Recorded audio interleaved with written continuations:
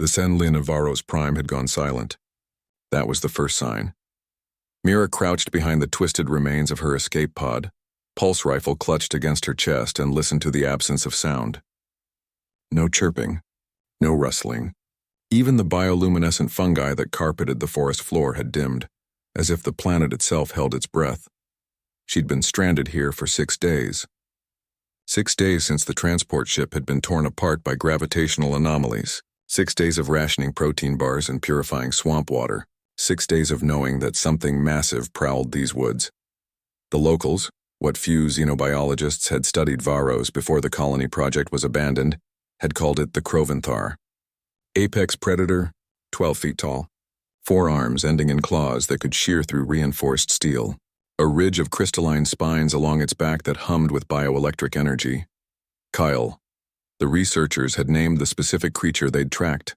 Kyle, they'd said, was particularly territorial, particularly aggressive, particularly deadly, and Mira had stumbled directly into its hunting ground. The silence broke with a sound like thunder compressed into a growl. Mira's blood turned to ice. She pressed herself flatter against the pod's hull, fingers white-knuckled around her weapon.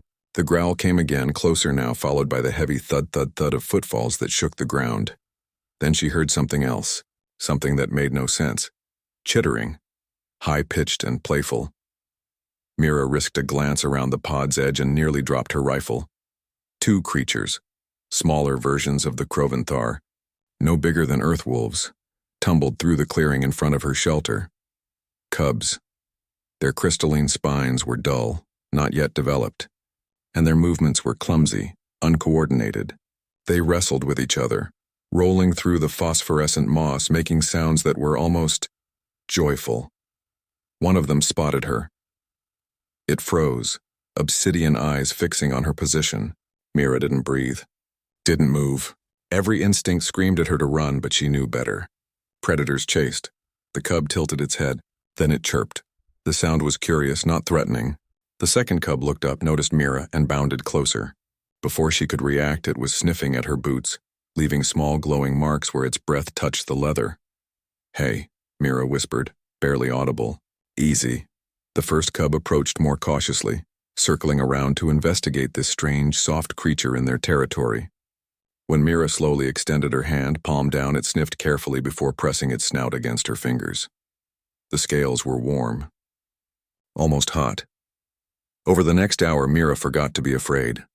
The cubs were playful, intelligent, endlessly curious about her equipment. One tried to eat her scanner before she gently pulled it away. The other discovered that human hair was fascinating and spent 10 minutes trying to groom her braid. She shared water with them from her purifier. They lapped it up gratefully, then returned to their games, now incorporating Mira into their play. She threw pieces of broken hull plating, and they retrieved them like eager dogs. She laughed, actually laughed, for the first time since the crash. That's when the forest went silent again. The cubs froze mid-play. Their spines, small as they were, began to glow faintly. Both of them pressed against Mira's sides, making low, anxious sounds. The temperature dropped 10 degrees in seconds. Kale emerged from the tree line like a nightmare-given form, 12 feet of muscle, fang, and fury. Its forearms flexed, claws extended. The crystalline spines along its back blazed with violent purple light, casting jagged shadows across the clearing. Its eyes, massive, intelligent, burning with rage, locked onto Mira. The growl that emanated from its chest was the sound of tectonic plates grinding together. Mira stood slowly, placing herself between the cubs and their parent. Her rifle was useless. Even if she fired every shot perfectly, she'd barely scratch that hide. But she didn't lower it. "I didn't hurt them," she said, knowing the creature couldn't understand her words, hoping it might understand her tone. "They're safe." Kyle took a step forward. The ground cracked under its weight. One of the cubs chirped and ran toward its parent. Kale's head snapped down, examining the young one with frantic precision, checking for injuries, for scent markers of distress, finding none. The second cub bounded over, equally enthusiastic. It chittered excitedly, pressing against Kale's leg, then turning back to look at Mira. It made the same playful sound it had made during their games. Kale's eyes narrowed. The creature's massive head swiveled between its cubs and the human who still stood there, weapon raised but non-threatening, body language protective rather than aggressive. The Croventhar took another step forward. Mira didn't retreat. "I know you came back expecting the worst," she said quietly. "I would have too. But they're okay. We're okay." Kale lowered its head until it was level with Mira's. This close, she could see the intelligence in those eyes, not animal cunning, but something deeper. Sapience, understanding. The creature's breath washed over her, hot and smelling of ozone. Then Kale did something unexpected. It turned its head, exposing the vulnerable side of its neck for a brief moment. A gesture, not submission.